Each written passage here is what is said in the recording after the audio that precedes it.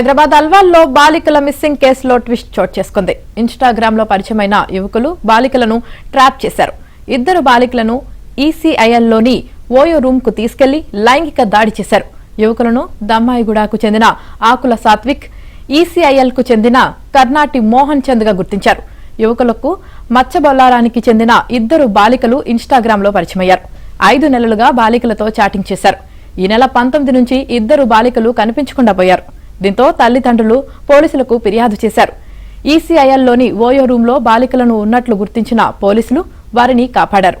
దీంతో యువకులతో పాటు OYO LADS నిర్వాహకుడిపై పోలీసులు కేసు నమోదు చేసి దర్యాప్తు చేస్తున్నారు.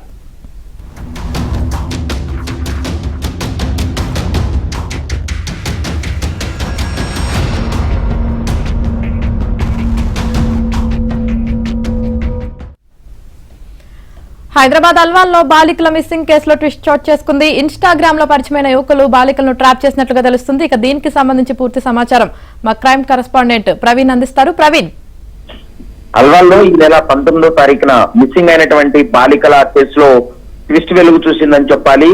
అయితే వీళ్ళు గత కొంతకాలంగా ఇన్స్టాగ్రామ్ లో ఈ బాలికలు ఇద్దరు కూడా యాక్టివ్ గా ఉన్నారు. అయితే వీరికి ఇద్దరు అబ్బాయిలు కూడా పరిచయం అవ్వడం జరిగింది. ముఖ్యంగా ఆ దమ్మాయిగూడకు చెందినటువంటి ఆకుల సాత్విక్, ఈసీఎల్ చెందినటువంటి మోహన్ చంద్ అనేటువంటి ఇద్దరు వ్యక్తులతోటి వీళ్ళు 5 నెలలుగా ఇన్స్టాగ్రామ్ తో కావచ్చు మరో సోషల్ మీడియా ప్లాట్ఫామ్ లో చాట్ చేస్తూ వాళ్ళు రమ్మంటే వీళ్ళు వెళ్ళడం జరిగింది.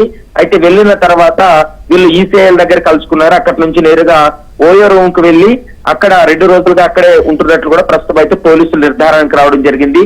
అయితే ఈ 5 నెలలుగా వీళ్ళు చాటింగ్ చేసినటువంటి వ్యవహారానికి సంబంధించి కూడా పోలీసులు పూర్తి స్థాయిలో దర్యాప్తు కొనసాగిస్తున్నారు. మైనర్ బాలికలకు ఓయో రూమ్ ఇచ్చినటువంటి యజమానిపై కూడా ప్రస్తుతం పోలీసులు కేసు నమోదు చేసినటువంటి పరిస్థితి కనపడుతుంది. ఈసీఐఎల్ లో ఓయో రూమ్ లో ఉన్నట్లు గుర్తించి పోలీసులు అక్కడికి వెళ్లి ఆ ఇద్దరు బాలికలను కూడా రెస్క్యూ చేసి వాళ్ళ తల్లిదండ్రులు కూడా అప్పగించినటువంటి పరిస్థితి. యువకులపైన కేసు నమోదు చేసి ఇన్వెస్టిగేషన్ కొనసాగిస్తున్నారు.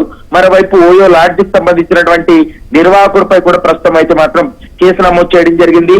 మైనర్లకి ఎవరికి రూమ్ ఇచ్చినప్పటికీ కూడా వాళ్ళు కూడా ఈ కేసులో అక్యూజ్డ్ అవుతారు కాబట్టి ఓయో లాడ్జ్ కి సంబంధించినటువంటి నిర్వాహకులపై కూడా కేసు నమోదు చేసినటువంటి పరిస్థితి అయితే కనపడుతుంది. Abhinay, right, thank you Praveen.